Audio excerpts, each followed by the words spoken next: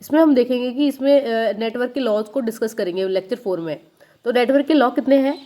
3, Ohm's law, KVL, KCL and KVL, ठीक है, और केवीएल लॉज, ठीक है। इन तीनों की डिटेल में डिस्कशन यहाँ पे करेंगे इस लेक्चर में। तो स्टार्ट करते हैं lecture law number 1, Ohm's law. आप देखेंगे इसमें ओम्स लॉ होता क्या है। At constant temperature the current density in the conductor, current की density in the conductor is proportional to electric field density के साथ। इलेक्ट्रिक फील्ड डेंसिटी के डायरेक्टली प्रोपोर्शनल होता है। जो करंट डेंसिटी उसको किससे डिनोट करते हैं? जे से, ठीक है। इलेक्ट्रिक फील्ड इंटेंसिटी को किससे करते हैं? ई से, ठीक है। तो जे डायरेक्टली प्रोपोर्शनल टू द ई हो गया, ठीक है। अब इसमें जो इसको अगर अपने जो डायरेक्टली प्रोपोर्शनल साइन को हटाएंगे तो इसका कांस्टेंट कितना आएगा? सिग्मा। तो इसको कैसे लिखेंगे? जे इक्वल टू सिग्मा ई। और ये वाला जो लॉ है, ये जो मेन लॉ है ओम्स का, जो ये वाला लॉ है, जो हमने जो दूसरा लॉ पढ़ते हैं हम ओम्स का, ये वाला, ये हमारा ड्राइव लॉ है ओम्स के ड्राइव लॉ में, ठीक है। अब इसको डिस्कस करते हैं। At constant temperature the current flow through the conductor is directly proportional to the potential difference. मतलब ये कि इसमें करंट फ्लो है ना, करंट मतलब आई किसके डायरेक्टली प्रोपोर्शनल है? Potential difference. पोटेंशियल डिफरेंस क्या होता है? वोल्टेज, ठीक है। दो potential difference between two end of the conductor के किसी दो एंडों के बीच में कितना पोटेंशियल है, मतलब कितना वोल्टेज है, वो उसके डायरेक्टली प्रोपोर्शनल है, ठीक है। ये हो गया। अब ये हमारा ओम्स का जो ड्राइव लॉ है ना, वो है। इसमें क्या होता है कि जैसे सिग्मा, अगर अपने डायरेक्टली प्रोपोर्शनल साइन को हटाएंगे तो इसको क्या लिखेंगे? इसको कांस्टेंट क्या होगा? 1/r। तो v, ये वाला फॉर्मूला हो जाएगा। और यहाँ पे अगर b को लिखेंगे तो v इक्वल टू क्या हो जाएगा? IR, okay. अब देखते हैं नेक्स्ट ये वाली चीज, I directly proportional to the b and I equal to b/r, ठीक है। जो 1/r क्या है? प्रोपोर्शनलिटी कांस्टेंट है, ठीक है।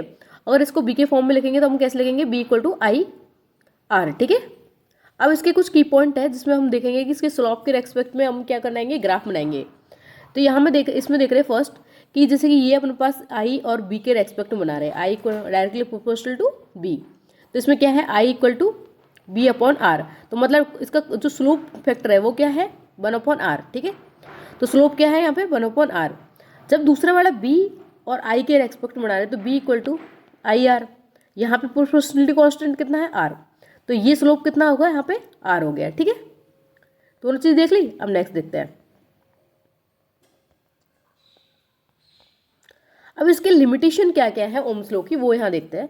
इसकी लिमिटेशन है it is not applicable for, इन कौन कौन सी चीज़ में ये एप्लीकेबल या ओम्स लॉ लगता ही नहीं है। एक तो नॉन लीनियर एलिमेंट्स में नहीं लगता। और नॉन लीनियर एलिमेंट कौन कौन से होते हैं?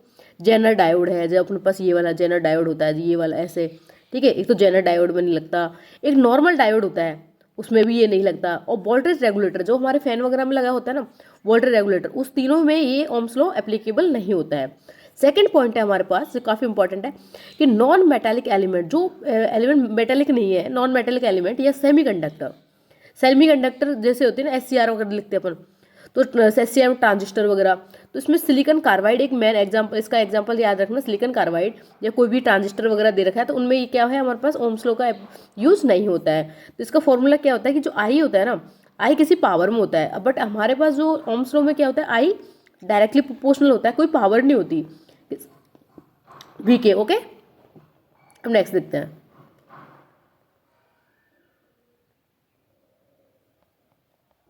अब यहाँ पे है कि फर्स्ट की ब्रांच क्या होती है। It is the number component या element present in the circuit. किसी भी कोई भी सर्किट बना, जैसे ये वाला सर्किट है हमारे पास, ये प्लस माइनस यहाँ लगा दिया, यहाँ पे कोई भी और रजिस्टर लगा दिया। तो यहाँ पे अपन से पूछे कि इसकी कितनी ब्रांचेज है। तो ब्रांचेज हमेशा वो काउंट होती है जितने हमारे पास एलिमेंट है। सिंगल एलिमेंट को काउंट किया जाता है। तो 1 एलिमेंट, 2 एलिमेंट, 3 एलिमेंट, तो मतलब अपने पास कितनी ब्रांचेज है? 3 ब्रांचेज है, ठीक है। तो ये चीज़ सारी काउंट होंगी। कोई भी लोड काउंट होगा, रजिस्टर, वोल्टेज, करंट, सब चीज़ें काउंट होंगी सारे एलिमेंट के तौर पे वही होंगी। जितने नंबर ऑफ द एलिमेंट होंगे या कंपोनेंट्स होंगे उतनी ही क्या होंगी? ब्रांचेज होंगी, ओके। अब है देखेंगे सेकंड नोड कि नोड क्या होता है। अब नोड में देख रहे हैं कि नोड क्या है। नोड में it is the interconnection of 2 and more branches. अब यहाँ पे ये वाली ब्रांच जो भी मतलब नंबर ऑफ द कंपोनेंट, ये ब्रांच है, ये ब्रांच है, ये ब्रांच है, ये ब्रांच है, यहाँ पे आके कनेक्ट हो रही है सारी एक पॉइंट पे। तो ये वाला कौन सा नोड है? ये है प्रिंसिपल नोड, ठीक है। और ये सारे यहाँ पे जाके कनेक्ट हो रही है क्या है अपने पास, ये भी प्रिंसिपल नोड या रेफरेंस नोड भी बोलते हैं इसको, ठीक है। ये ग्राउंड से कनेक्ट हो रहा है ना, उसको रेफरेंस नोड बोलते हैं। जो ऊपर वाला होता है सुपर जो एक साथ में आ रहा है तो वो प्रिंसिपल नोड बोलेंगे।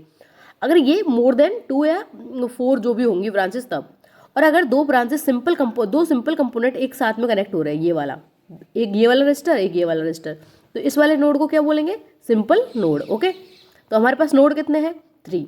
कैसे, एक प्रिंसिपल नोड है, एक सिंपल नोड है, एक यहाँ पे रेफरेंस नोड है। उसकी डेफिनेशन याद रखना साथ साथ में कि it is the interconnection of 2 and more branches, 2 है 2 से अधिक ब्रांचेस का इंटरकनेक्शन है।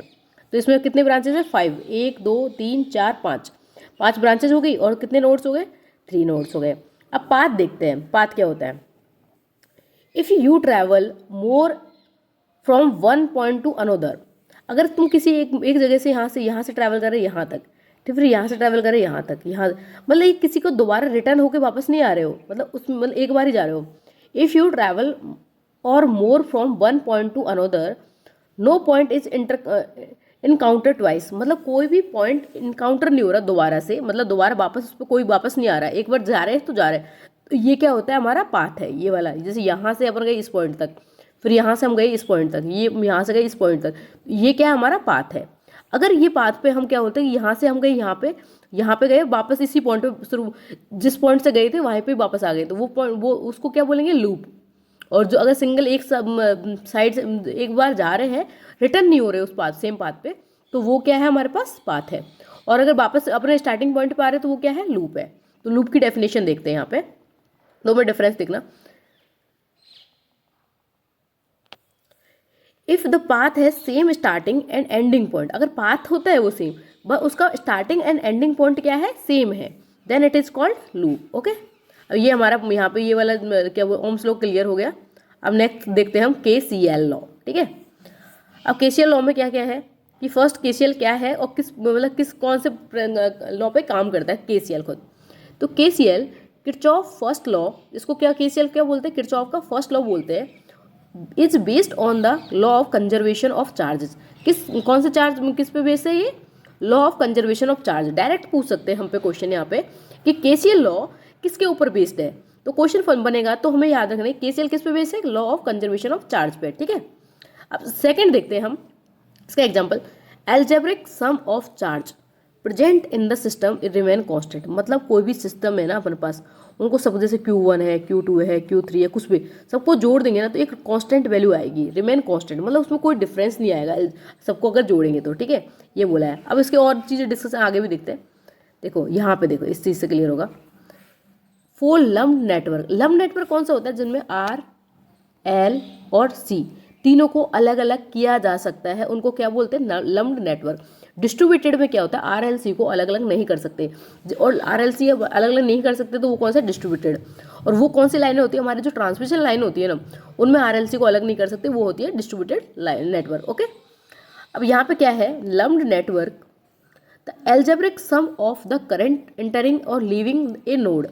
किसी भी एक नोड पे करंट एंटर कर रहा है या करंट निकल रहा है is equal to the zero from instant of time के, ठीक है। टाइम के इंस्टेंट पे उस पर पूरा मतलब उनको सबको ऐड करेंगे, सम कर लेंगे तो उनकी वैल्यू कितनी आ जाएगी, 0 के बराबर। अब देखो एज एग्जाम्पल हम देखते हैं ये चीज़। अब यहाँ पे हम डिस्कस करते हैं ये एग्जांपल किसका, KCL का, ठीक है, जिसमें अपन बोल रहे हैं कि एंटरिंग या तो एंटरिंग वाले पूरी भी जिनको सबको जोड़ लेंगे, सम कर लेंगे तो वो 0 हो जाएगा। जैसे ये वाला पॉइंट या ये वाला नोड है, ठीक है, इस नोड पे ये वाला I1 क्या कर रहा है, एंटर कर रहा है, यहाँ पे I3 क्या कर रहा है, एंटर कर रहा है, बट I4 और I2 क्या कर रहा है, लीव कर रहा है। अगर इनकी डायरेक्शन हम चेंज करेंगे, इधर की साइड करेंगे, तो इसको I4 को अपन -I4 लिख सकते हैं या नहीं लिख सकते हैं, ठीक है। तो इसको भी क्या लिखेंगे, -I2, ठीक है। अब इसमें सारे एंटरिंग हो गए अब, ठीक है, तो इनको कैसे लिख सकते हैं हम, I1 ये प्लस दोनों एंटर कर रहे हैं और I3, ठीक है, और ये क्या हो रहा है, जो डायरेक्शन आउटसाइड थी इनको इसकी डायरेक्शन चेंज करी तो इसको माइनस में लिख दिया, तो I4 -I2, ठीक है, इक्वल टू 0, ये हो गया। अगर इनके माइनस को एक साइड करेंगे तो I1 plus I1 plus I3 equal to I4 plus I2 के, ठीक है। इसमें तो इसमें कहने का मतलब ये है कि जो एंटर करने वाला किसके इक्वल है, लीव करने के वाले के, ठीक है। और सेम चीज़ हम इसमें तो वैसे एक सिंपल बोली थी कि जितने भी एंटर कर रहे हैं वो इक्वल टू द जीरो, उनका सम किसके, इंटर टू जीरो का है। तो इंटर कर लिए सारे, को इंटर करने वाली डायरेक्शन में ले लिए, जैसे माइनस में आ जाएगा ये। सेम चीज़ बोला होता है कि लीव करने वाला इक्वल टू जीरो होगा। तो जैसे कि ये वाला तो एंटर कर रहा है और ये भी एंटर कर रहा है, तो इनको लीव पॉइंट पे कैसे बना सकते हैं, आउटसाइड में जाने में। इसको लिखेंगे -i1 और इसको लिखेंगे -i3, ठीक है। सेम इस चीज़ को वापस लिख सकते हैं वहाँ पे, रिटर्न करेंगे जैसे होता है। अब पहले जो एंटर करेंगे तो i4 और i2 क्या था, माइनस में, बट यहाँ पे क्या होगा, लीव करने में i1 और i3 नेगेटिव हो जाएगा। तो -i1 -i3 प्लस के हो जाएगा i4 और प्लस के हो जाएगा i2 इक्वल टू 0, ये लिखेंगे, ठीक है। दोनों पॉइंट क्लियर हो गए। अब नेक्स्ट देखते हैं, ये हो गया हमारे यहाँ पे। अब पॉइंट देखते हैं सेकंड, ठीक है। Sum of the current entering a node is equal to the sum of the current leaving to the node. अपन ने ये चीज़ डिस्कस करी कि करंट एंटर कर रहा है, वो करंट जितना भी उनका सम करेंगे ना, वो किसके बराबर होगा, जो करंट उस नोड से लीव कर रहा है, वो निकल रहा है, ठीक है, उनके बराबर होगा। अब नेक्स्ट देखते हैं इसका और दूसरा, कि sum of the charge entering node is equal to the sum of the current charge leaving the node. मतलब ये बोल रहा है कि सेम चीज़, जैसे कि उसमें बोला कि करंट लीव कर रहा है, एंटर कर रहा है, सेम इसमें चार्ज, जैसे कि कोई चार्ज है तो चार्ज क्या होता है, जैसे i1 plus i3 equal to i2 plus i4, ये है अपने पास एग्जांपल जो अपन ने लिया था। अब इसमें बोलना चाह रहा है ये कि इसमें चार्ज एंटर कर रहा है वो लीव के बराबर होगा। I क्या होता है, Q/T, ठीक है।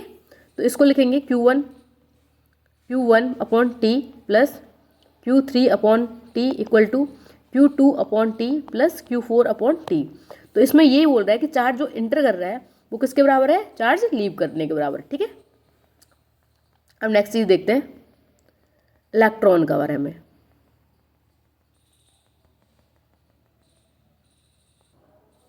जैसे यहाँ number of the electronics entering a node, कि जितने इलेक्ट्रॉन्स एंटर कर रहे हैं किसी नोड पे, किसके बराबर है, लीव के बराबर है। जैसे Q1 plus Q3 equal to कितना क्या हो गया अपने पास, Q2 प्लस Q4, ये एक देख लिया अपन ने, टी को हटा दिए तो Q सब कैंसिल हो गए। अब Q को अपन क्या लिख सकते हैं, Q इक्वल टू NE, ठीक है। तो इसको N1E plus N3E equal to N2E plus N4E, ठीक है। अब इसमें ये क्या है, नंबर ऑफ द इलेक्ट्रॉन्स, तो ये कौन से number of the electrons, inter करने वाले, किसके इक्वल है ये, number of the electron leave करने वाले के, ठीक है। तीनों चीज डिस्कस कर ली। अब देखते हैं यहाँ पे किरचॉफ, ये आ गया हमारे पास सेकंड, KBL। अपन ने अभी फर्स्ट देख लिया था ओम्स लॉ, सेकंड देखा था हमने KCL लॉ। अब KCL लॉ में हम डिस्कस कर रहे हैं कि number of the charge enter कर रहा है उतना किसके बराबर है, लीव करने बराबर है, और ये लम्प नेटवर्क पे अप्लाई होता है, और उसकी कौन से कंजर्वेशन होता है, इसमें चार्ज कंजर्वेशन का ऊपर प्रिंसिपल पे वर्क करता है ये वाला। सेम यहाँ पे देखेंगे कि KVL कौन से प्रिंसिपल पे वर्क करता है। किरचॉफ सेकंड लॉ है एक, तो ये is use on the principle of conservation of energy. तो इसका क्वेश्चन देखना कि कौन से कंजर्वेशन पे बेस रहे हैं, एनर्जी पे, ठीक है। सेकंड देखते हैं कि Kirchhoff voltage law state that the algebraic sum of the voltage drop across any close path. किसी भी क्लोज पाथ में एल्जेब्रिक सम मतलब जितने भी वोल्टेज है उनको जोड़ देंगे तो उसका वैल्यू कितनी हो जाएगी, 0 के बराबर। सारे इंस्टेंट को जोड़ेंगे तो 0 के बराबर होगी। मतलब अपने पास ये कोई भी प्लस माइनस यहाँ दे रखा है, प्लस माइनस यहाँ पे दे, कोई भी एक लूप दे रखा है, तो सारे वोल्टेज है उनको जोड़ेंगे और इक्वल टू किसके बराबर करेंगे, 0 के बराबर करेंगे। इसमें किसमें, KBL में। अब ये एग्जाम्पल है, इसमें अपन इस एग्जाम्पल से देखेंगे कि ये एग्जाम्पल दे रखा है कि ये अपने पास वोल्टेज है, जैसे प्लस ऊपर है माइनस नीचे है, और यहाँ से करंट है सप्लाई I निकल रहा है। अगर I को माइनस मतलब दूसरी साइड करेंगे, तो अगर इधर की साइड एंटर की साइड करेंगे तो ये -I आ जाएगा, ठीक है। बट अपन तो इसमें ही देखेंगे जो अपने पास दे रखा है एग्जाम्पल में। जैसे कि V1 है और ये रजिस्टर है, ये भी रजिस्टर है, और यहाँ पे एक वोल्टेज सप्लाई दे रखी है, फिर यहाँ पे भी एक कोई लोड दे रखा है। अब यहाँ से अपन को पता है कि रजिस्टर में जो कोई भी करंट एंटर करता है, जिधर से एंटर करता है उधर का टर्मिनल कैसा होता है, पॉजिटिव, उधर से लीव करता है उसका टर्मिनल कैसा होता है, नेगेटिव। तो उसके हिसाब से हमने सारे इसके जो है ना साइन, वो डायरेक्शन वो अलॉट कर लिए। जैसे ये प्लस है, ये माइनस है, और फिर यहाँ पे एंटर कर प्लस है माइनस है, यहाँ पे ऑलरेडी दे रखा है सोर्स में, ऊपर वाला माइनस नीचे प्लस है, यहाँ पे एंटर कर रहा है लोड में तो ये प्लस हो जाएगा, ये माइनस हो जाएगा, ओके। अब देखते हैं कि इसमें अपन लगा रहे KVL लॉ। KVL लॉ मतलब एक क्लोज लूप में लगाया, तो यहाँ से करंट कहाँ से लीव कर रहा है, प्लस से, जहाँ से लीव कर रहा है ना उस वाली साइन को लेंगे अपन, तो साइन किधर है अपन पास, पॉजिटिव, तो पॉजिटिव का V1। अब यहाँ पे प्लस और माइनस V2, तो माइनस V2 कहाँ से लीव कर रहा है, माइनस से, तो माइनस V2 हो गया। थर्ड वाले में कहाँ से लीव कर रहा है, माइनस से, माइनस B3 हो गया। यहाँ पे प्लस और माइनस कहाँ से लीव कर रहा है, प्लस से, तो प्लस B4 हो गया। यहाँ प्लस और माइनस कहाँ से लीव कर रहा है, माइनस से, तो माइनस B5 हो गया इक्वल टू 0। अब प्लस प्लस वाली साइड को एक साथ कर लेंगे और माइनस वाले को एक साइड कर लेंगे, तो V1 plus B4 equal to B2 plus B3 plus B5। ये अपना पास यहाँ पे क्लोज लूप का एग्जाम्पल क्लियर हो गया है, ठीक है।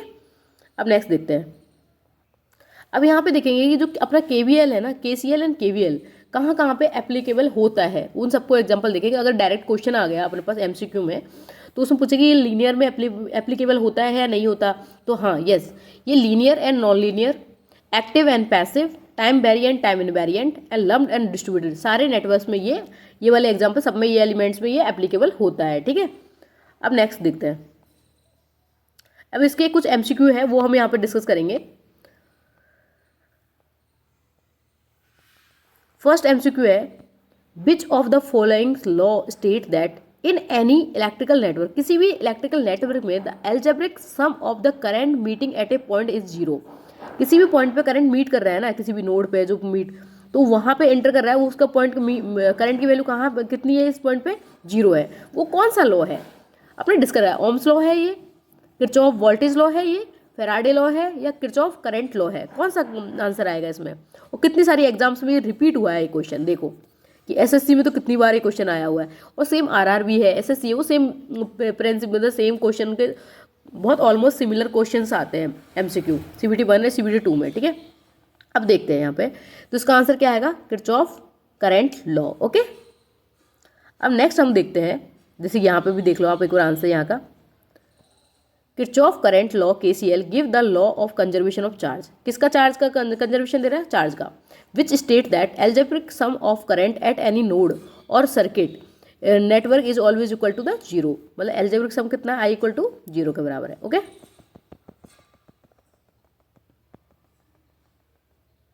अब नेक्स्ट देख रहे हैं second question, the law is not valid for, मतलब ओम्स लॉ किस में वैलिड नहीं है, Ohm's law is not valid for, किसके लिए वैलिड नहीं है, रजिस्टर कनेक्टेड इन पैरेलल में, रजिस्टर कनेक्टेड इन सीरीज में, लीनियर इंडक्टर में, या general diode working in the general region में। अब इसके अपने एग्जांपल्स देखे हैं ओम्स लॉ के कि किस किस में Ohm's law limitation, Ohm's law की लिमिटेशन, तो ओम्स लॉ की लिमिटेशन कौन सी थी, इनको एक बार याद करो। ओम्स लॉ की लिमिटेशन थी हमारे पास, ये हमारे पास ओम्स लॉ की लिमिटेशन थी, it is not applicable for non linear element को, और नॉन लीनियर एलिमेंट कौन कौन से, जनरल डायोड, डायोड या वोल्टेज रेगुलेटर।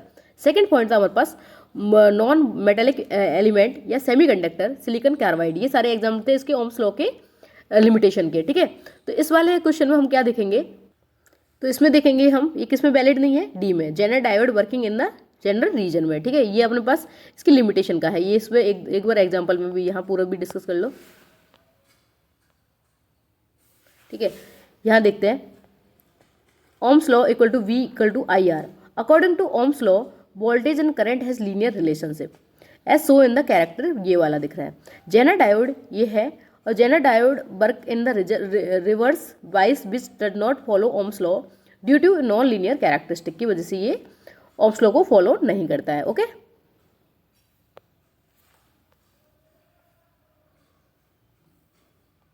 अब हम नेक्स्ट क्वेश्चन देखते हैं, the ratio of voltage and current in a close circuit, किसी भी क्लोज सर्किट में वोल्टेज एंड करंट का रेशियो क्या होता है, very, remain constant, increase, decrease. B upon I कितना होता है आपके पास, R है, और R हमेशा किसी भी सर्किट का अपन देखते क्लोज पाथ का क्या होता है, कांस्टेंट होता है, क्योंकि वो प्रोपोर्शनलिटी कांस्टेंट है। अपन भी डिफाइन किया कि जब अपने ये देखा कि जो हमने ओम्स का लॉ दिया कि ओम्स लॉ में क्या है, करंट जो भी है अपने पास आता है ना, करंट डायरेक्टली प्रोपोर्शनल किसके होती है, वोल्टेज के, पोटेंशियल डिफरेंस के। जब अपने प्रोपोर्शनल इसको साइन को हटाएंगे तो B equal to I equal to B upon R हो जाएगा। तो R हमारे पास क्या है, एक कॉन्स्टेंट है, ठीक है, तो ये क्या हो जाएगा, रिमेन कॉन्स्टेंट। अब नेक्स्ट देखते हैं हम, which of the following equation does not follow which of the following equation does not follow the Ohm's law. कौन सी वाली इक्वेशन है जो ओम्स लॉ को फॉलो नहीं कर रही है। देखो ओम्स लॉ की कंडीशन से अपन देखो कि आई इक्वल टू बी, ठीक है, तो I equal to B upon R हो जाएगा, ठीक है, फर्स्ट हो गया। या इसको लिख सकते हैं B equal to I R लिख सकते हैं इसको, दोनों कंडीशन है। और कौन सा इसमें वैलिड नहीं है। अब इसको आर को भी लिखेंगे अपन, आर को लिखेंगे तो आर क्या हो जाता है बी अपॉन आई हो जाता है, ठीक है। ये तीन केस हो गई। R equal to B upon I हो सकता है या नहीं हो सकता, यस, तो ये वैलिड है। V equal to I R, yes valid है ये यहाँ पे। I equal to B upon R, I equal to B upon R जो फर्स्ट केस था अपने पास ये है। R equal to I upon V लिख सकते हैं, नहीं इसको ऐसे नहीं लिख सकते, इसको आई अपॉन बी को वन अपॉन आर लिख सकते हैं, बट ऐसे नहीं लिख सकते। तो कौन सा वैलिड नहीं है, डी। तो आंसर इसका ऑप्शन क्या आ जाएगा, डी आंसर हो जाएगा ये वाला। According to Ohm's law V directly proportional to I, तो V equal to I R, R electrical resistance है। यहाँ पे इक्वेशन ये वाली इक्वेशन फॉलो नहीं कर रही है, ठीक है। अब नेक्स्ट देखते हैं ये वाला क्वेश्चन, ये केसीएल लॉ का है। तो इसमें देखो कि यहाँ पे साइन देखिए I4, find the value of I4 in the following nodes में। देख यहाँ पे I1 है, एंटर कर रही है, और पहले एंटरिंग वाले देख लेते हैं, और I4 एंटर कर रही है, ठीक है। तो एंटर करने वाले को एक साथ लिखते हैं और लीव करने वाले को उसके अपोजिट में लिखते हैं। तो I1 प्लस I4, ठीक है, ये लिख लिया, इक्वल टू ये एंटर करने वाला लीव कितने कर रही है, I2 लीव कर रही है, I2 प्लस I3 लीव कर रही है तो I3 लिख लो, प्लस I5 क्या कर रही है, लीव कर रही है तो I5 लिख लिया। इसने पूछा क्या है, I4 को पूछा है। तो ये यहाँ पे अपने पास I1 दे रखा है, I1 को अपन इधर भेज देंगे तो क्या हो जाएगा, I1 यहाँ प्लस में है तो इधर क्या चल जाएगा, माइनस में है। तो I4 की अपने पास जो वैल्यू आ जाएगी ना वो क्या आ जाएगी, I4 equal to I2 plus I3 plus I5 minus I1, ठीक है। ये अपने पास आंसर होगा। यहाँ पे अपन ऑप्शन में देख लो I2 plus I3 plus I4 plus I5, मतलब पहला वाला ऑप्शन है सब में प्लस है, नहीं हो सकता क्योंकि लास्ट में I1 क्या है, माइनस है। I1 माइनस किस वाले केस में, सी वाले केस में, तो इसका आंसर क्या आ जाएगा, सी आंसर आ जाएगा, ठीक है। ये अपने पास केसीएल लॉ को करता है, केसीएल कंजर्वेशन लॉ पे, चार्ज ऑफ कंजर्वेशन पे बेस्ड होता है, और केवीएल कौन से पे होता है, charge of energy, conservation of energy पे, ठीक है। अब देख रहे हैं सेकंड ये वाला, which of the following is linear component. Linear component कौन सा होता है हमारे पास, डायोड और ट्रांजिस्टर कोई लीनियर नहीं होते, ये नॉन लीनियर है, ठीक है। तो ये तो उसके लिमिटेशंस फैक्टर है, और इसमें कौन सा लीनियर है, रजिस्टर, ठीक है। तो आंसर क्या आ जाएगा, सी आ जाएगा इसका। अब ये वाला क्वेश्चन फिर से केसीएल लॉ है, तो ये वाला काफ़ी इंटरेस्टिंग, दोबारा अब की बार खुद करते हैं। यहाँ से अपने पास देखता है कि तीन करंट है, 2, 1 और 3, तीनों क्या कर रहे हैं, एंटर कर रहे हैं। एंटर करने वाले ऐड हो जाएंगे, ठीक है, और ये लीव कर रहा है, तो एंटर करने वाले लीव के बराबर होते हैं। तो एंटर कितना, 2 प्लस 1 3, 3 प्लस 3 कितना, 6, तो ये कितना आ जाएगा, 6 एम्पियर। अब यहाँ से 6 एम्पियर एंटर कर रहा है और 5 एम्पियर भी एंटर कर रहा है, बट 3 एम्पियर क्या कर रहा है, लीव कर रहा है, और एक करंट कुछ भी है वो लीव कर रहा है। 6 प्लस 5 इक्वल टू, इसको कुछ भी I1 मान लेते हैं, ठीक है। तो ये हो जाएगा I1 प्लस I3, ये दोनों लीव कर रहे हैं। तो अगर 3 इधर चल जाएगा उनके पास, इधर की साइड में माइनस कर दो इसको 3 को, तो कितना हो जाएगा, 3 इसमें 3 गए तो कितना हो जाएगा, 3 प्लस 5, तो I1 कितना हो जाएगा, 8, ठीक है। तो यहाँ पे 8 आ गया, ये वाला 8 आ गया। अब ठीक है, ये 8 एंटर कर रहा है, तो 8 में ये वाला दोनों लीव कर रहे हैं, तो 8 में से 2 लीव कर रहा है, तो एक तो 2 लीव होगा तो 6 बचा, तो आई क्या हो जाएगा हमारे पास, 6 एम्पियर। तो आई का आंसर क्या आ जाएगा, 6, ठीक है। अब देख लिया केसीएल लॉ कैसे एप्लीकेबल होता है। ये सारे हमारे जेईएंस वगैरह है ना, उनके पीवाई के पहले के प्रीवियस ईयर के क्वेश्चंस है, जिनको हमने यहाँ पे डिस्कस किया है, ठीक है। इस वाले को आई इक्वल टू 6 एम्पियर, वो incoming current equal to outgoing current के, ठीक है। सेम करंट एक और दोबारा केसीएल लॉ पे ही है, ये भी 3 बार क्या किस में आया, एसएससी जेई में आया है। देखो इसमें स्टार्ट करा है, यहाँ से कहीं से भी स्टार्ट कर सकते हैं अपन, ठीक है। जैसे कि यहाँ से एंटरिंग वाले से देखो, सबसे पहले I और I2 दो करंट है, 2 एंटर कर रही है दोनों ही, तो ये दोनों एंटर करने वाली ऐड हो जाती है, और लीव करने वाले के बराबर, लीव क्या कर रही है, I3, तो I1 और प्लस 3 कितना हो जाएगा, 4, तो I3 कितना हो गया हमारे पास, I3 कितना हो जाएगा, 4, ठीक है। तो यहाँ पे आ गई 4 एम्पियर, ठीक है। अब यहाँ पे 4 एम्पियर में आई है, तो इस वाले नोड पे देखो, ठीक है, इस वाले नोड पे देखो, ये वाली क्या कर रही है, यहाँ पे अपन को पूछा गया I4 पूछा है, ठीक है। अब ये वाले इधर से देख लो, इस वाले में ये एंटर कर रही है, एंटर कर I4 कितना, 4 एम्पियर, ठीक है। ये कितना है, I5 कितना है, 2, ये क्या लीव कर रही है, तो लीव करने वाले को अलग से लिखेंगे, तो 2 प्लस 1 लीव कर रही है, और क्या है लीव एंटर कर रही है I4 को ऐड कर लो, ठीक है, इक्वल। और ये भी लीव कर रही है, लीव कितना कर रही है ये I7 कितना है 2 के बराबर, I8 और I9 के, I8 1 1 है दोनों, तो ये 2 हो जाएगा, ये इक्वल टू 2, ठीक है। तो हमारे पास क्वेश्चन आ जाएगा 2 + 1 + 2 कितना हो गया 5, तो ये हो जाएगा अपने पास 4 + I4 इक्वल टू 5। तो I4 की वैल्यू निकालनी है, I4 equal to 5 - 4 equal to 1, तो इसका आंसर आ। अब हम देखेंगे ये वाला क्वेश्चन किस पे बेस है, KVL पे, ठीक है, KVL लॉ पे। तो यहाँ पे अपन अप्लाई करेंगे, अपने पास एक क्लोज लूप है, उसमें जितना भी वोल्टेज होगा वो किसके समेशन किसके बराबर होगा, एल्जेब्रिक सम 0 के बराबर। तो यहाँ से प्लस हो रहा है, मतलब कि रजिस्टर 30 वाले में ये माइनस है, ये प्लस है, ये माइनस है। अब लगा लो इसमें, तो कितना हो जाएगा यहाँ पे अपने पास एक मतलब इक्वेशन बनेगी वो माइनस के 30I, और ये 30 वोल्टेज कितने कहाँ से लीव कर रहा है करंट यहाँ पे प्लस टर्मिनल से, तो प्लस के 30, और यहाँ 50 में कहाँ से लीव कर रहा है माइनस से, तो माइनस, और 10 से कहाँ से निकल रहा है माइनस से, तो 10, और यहाँ पे 10 के अंदर हो जाएगा माइनस का साइन हो जाएगा 10I, ठीक है, इक्वल टू 0 हो गया, ठीक है। अब यहाँ पे देखो कि ये -30I और माइनस के 10I, तो दोनों जुड़ जाएंगे तो कितना हो जाएगा माइनस के 40I हो गया, ठीक है, ये हो गया 40I। यहाँ पे देखो ये प्लस के 30 है, और दोनों जुड़ेंगे तो माइनस के 60 हो जाएंगे, तो -60 में से 30 प्लस वाले जाएंगे तो माइनस के 30 बचेंगे, इक्वल टू 0। तो इसको अपन I वैल्यू निकालनी है, तो I को कैसे निकाल सकते हैं, ये इधर चल जाएगा 0 को इधर चल जाएगा 30, तो कितना हो जाएगा प्लस के 30, और I की वैल्यू जो ये 40 -40 इधर जाएगा तो माइनस के 40 इधर होगा, तो ये जो भी यहाँ से दोनों कटेगी तो माइनस के 3/4 है, तो -3/4 को कैसे लिख सकते हैं -0.75, तो इसका आंसर क्या आ जाएगा माइनस के 0.75 आएगा, ठीक है। यहाँ पे देखिए इसका आंसर क्या है माइनस के -0.75 एम्पियर, ओके। अब नेक्स्ट देखते हैं हम ये वाला, इसमें बोला है कि वोल्टेज अक्रॉस 5 ओम रजिस्टर के अक्रॉस, तो 5 ओम रजिस्टर कहाँ है, यहाँ इसके अक्रॉस में वोल्टेज पूछा है, तो उसको देखते हैं। सबसे पहले तो हमारे पास वोल्टेज निकालना है, सबसे पहले हम क्या लगा देंगे इसमें एक KVL लॉ को, क्लोज लूप में algebraic sum of close loop equal to 0 voltage का समेशन। तो यहाँ से जा रहा है, ये प्लस से लीव कर रहा है करंट, यहाँ प्लस हो जाएगा, ये माइनस हो जाएगा, ये प्लस माइनस टर्मिनल, ये प्लस माइनस ऑलरेडी दे रखा है, ये प्लस टर्मिनल माइनस टर्मिनल, और ये हो गया, ठीक है। इसमें KVL लगाएंगे तो अपन कितना हो जाएगा 50, ये प्लस टर्मिनल से निकल रहा है, तो और ये 12I कहाँ से निकल रहा है माइनस से, ये प्लस और माइनस है, तो माइनस के 12I, ठीक है। यहाँ से कितना निकल रहा है स्टार्टिंग में 5, ये I में B को बाद में देखेंगे, ठीक है, 5I, यहाँ पे कहाँ से निकल रहा है 8 माइनस के 8I, और कितना कहाँ से निकल रहा है माइनस से, तो माइनस के 75 इक्वल टू 0, ठीक है। सबको ऐड करके देख लो, ये कितना हो जाएगा अपने पास 12, जो I वालों को एक साथ में ले लो, ठीक है, सब माइनस साइन में सब जुड़ जाएंगे एक साथ में, तो कितना 12 और 8 कितना हो जाए 20 और 5 कितना हो जाए 25, ठीक है, तो माइनस के 25I, ये हो गया सिंपल। और यहाँ पे कितना हो जाएगा 50 को 50 प्लस के 50 है और माइनस 75 है, तो कितना हो जाएगा माइनस के 25, ठीक है, माइनस वाले, ठीक है, इक्वल टू 0।